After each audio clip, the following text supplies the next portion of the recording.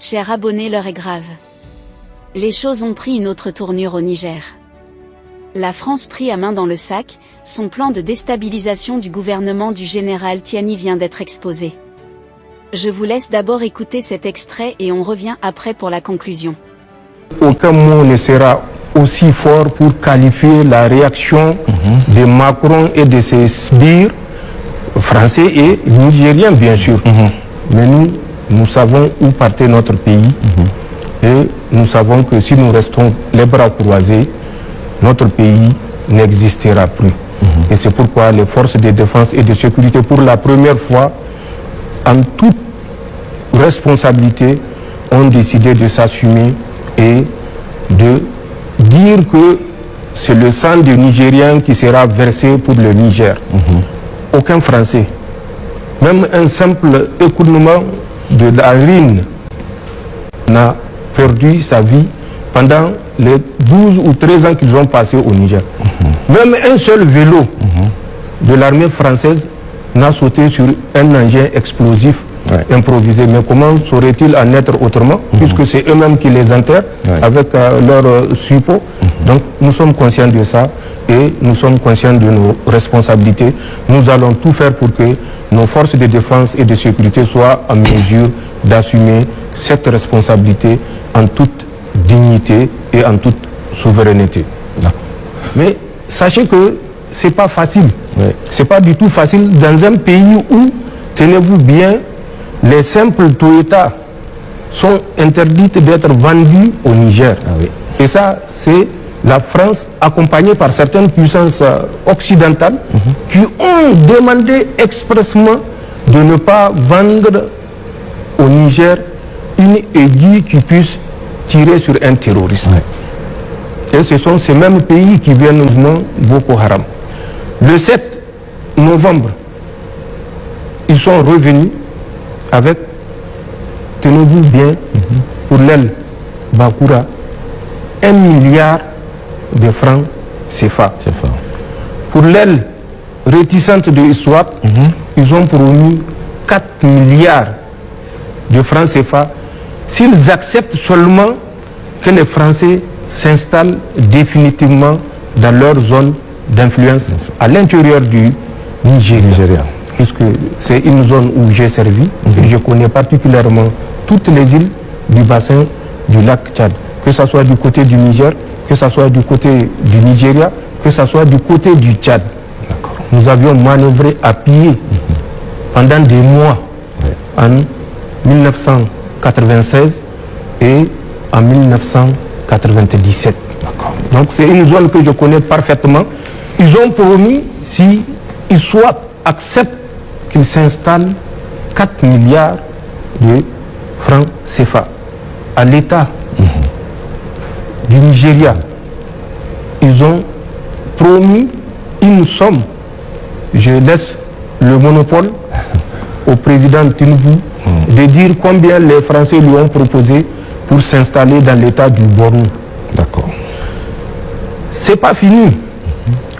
Les Français ont mobilisé les terroristes et quand ils étaient arrivés en décembre, le 7 décembre, voilà ce qui s'est passé. Ils ont décidé, toujours pour vous donner une idée et pour donner au peuple nigérien l'envergure du grand complot international qui est ourdi, ils ont demandé à Boko Haram de constituer une compagnie de 150 hommes qu'ils vont positionner dans le nord du Niger. La France s'occupe du paiement intégral du salaire des 150 combattants déployés par Boko Haram, qui seront rejoints par les mouvements, ça c'est les Français qui ont dit ça, qui seront rejoints par les mouvements de Riseboula. Ensuite, des mouvements rebelles qui sont dans le nord du Tchad.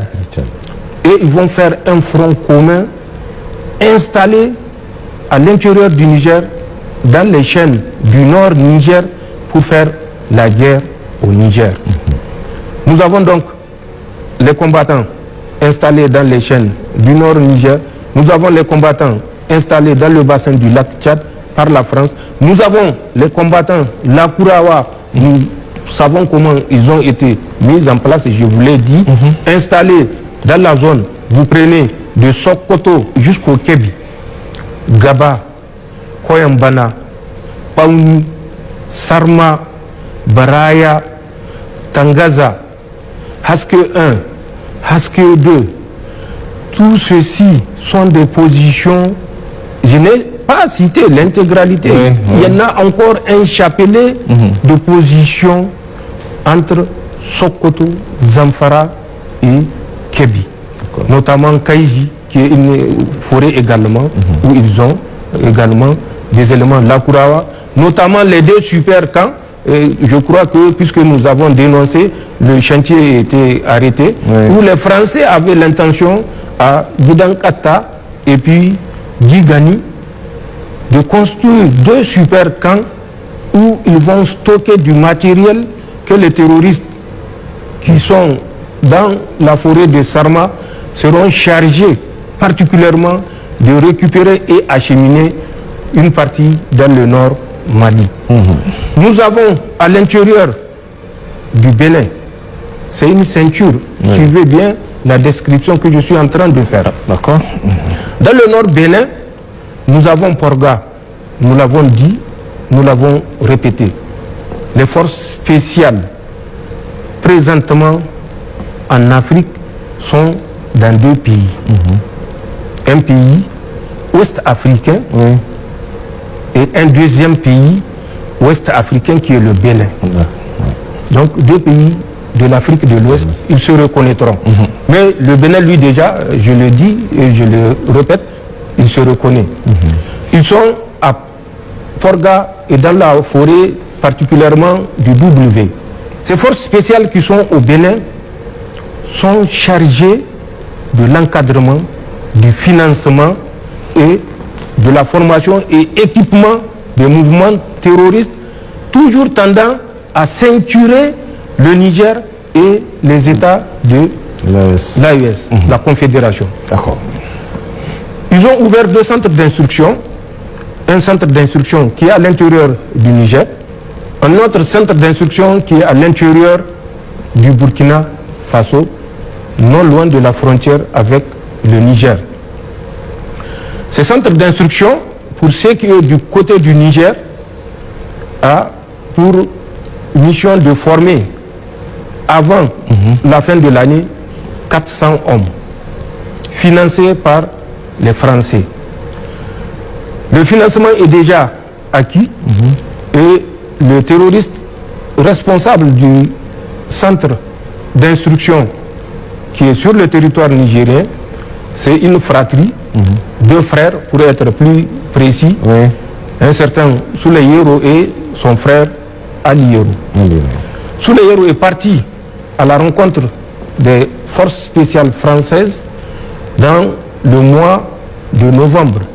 Il a perçu suffisamment de centaines de millions, pour ne pas dire de milliards, de francs CFA, je le répète, qu'il a ramené pour assurer la gratification de ces 400 terroristes dont le recrutement et le financement est assuré par la France à travers les forces spéciales positionnées à l'intérieur du Bénin et dont j'ai donné les coordonnées géographiques. Tout à fait. L'argent qu'il avait ramené sera utilisé comme suit. Les 450 terroristes qui sont recrutés auront chaque semaine, si le programme est respecté, 50 000 francs par semaine. Et c'est la France qui paye. Et c'est le CFA qui paye. Ce n'est plus le CFA, c'est le CFRA, Communauté financière française. Parce que ça n'a rien d'Afrique. C'est la France qui paye et la France, ça ne lui coûte rien du tout de dépenser des CFA. Le centre d'instruction qui est du côté du Burkina également, nous n'avons pas certes l'effectif, mais bénéficiera des mêmes avantages que le centre d'instruction qui est basée sur notre territoire.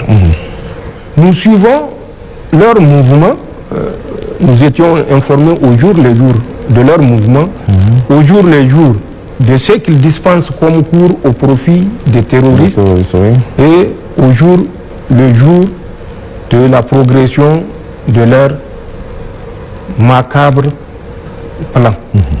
Chers abonnés, à l'écoute des déclarations du général Tiani, on comprend bel et bien que la France veut à tout prix déstabiliser le Niger et tout l'AES en général. Le peuple nigérien et panafricain doivent continuer à soutenir les présidents des pays de l'AES qui ont décidé de mettre fin au néocolonialisme et de lutter contre l'impérialisme occidental, pour garantir leur réussite dans cette lutte. Que pensez-vous de cette situation? Laissez votre avis en commentaire. Si vous avez trouvé la vidéo intéressante, cliquez sur j'aime et partagez à vos amis. Mais n'oubliez pas de vous abonner et de cliquer sur la cloche de notification pour ne pas rater mes prochaines vidéos.